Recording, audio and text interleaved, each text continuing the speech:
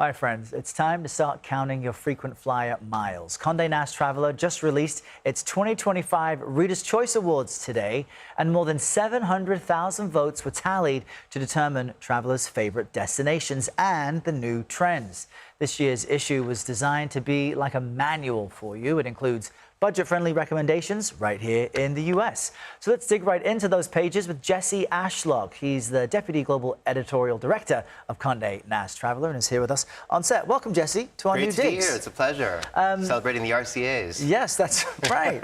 Now, on this autumn morning, let's begin with some of the big travel trends that you've seen based on this survey, based on what people are interested in. So what's new? Yeah, well, we've been talking a lot the last few years about how the traditional travel calendar has gotten scrambled. And it started with the pandemic because you were just going where they would have you, where it was open. And then after the pandemic, you had that whole revenge travel boom. And so places were really crowded, the places that everybody wanted to go to.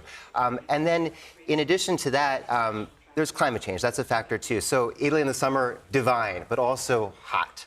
Why not go to Italy in the fall? That's our #4 country on the list this year. And around Lake Como, this time of year is really lovely. There's a place called Ashlock, a lovely lakeside villa where they have porcini and chestnut picking activities. And later in the season, you can do the Christmas markets. And so on the flip side, Caribbean in the summertime. A lot of people went there in the summertime to a place like Eden Rock St. Bart's, which is our #10 Caribbean resort.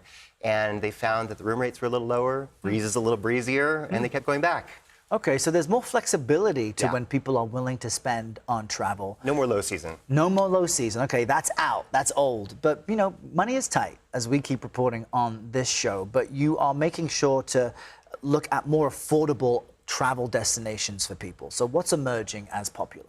Well, I will tell you, I love and will always advocate for an underappreciated mid-sized American city. I love Minneapolis. I would have voted for that in our American cities category. Our readers love Columbus, Ohio. So we have this lovely story in this manual-like version of the Reader's Choice Awards written by this gentleman named Ruman Alam, who just experiences a few days in Columbus, Ohio, the capital and largest city in Ohio.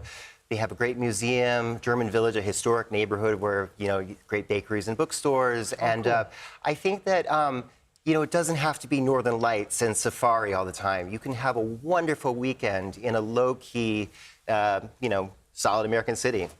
And on the flip side, there's something called semi-private planes for people. Not as expensive as you may think it is. It sounds expensive. The luxury, so this is not private aviation, it's semi-private, and 3 of the carriers, JSX, Tradewinds Aviation, and Aero, are all in our list of top 10 domestic carriers. And it's like book by the seat charter flights, and the luxury, it's not like champagne and caviar, right? The luxury is that you get to bypass the rigmarole of the commercial airport. You get there 30 minutes before your flight.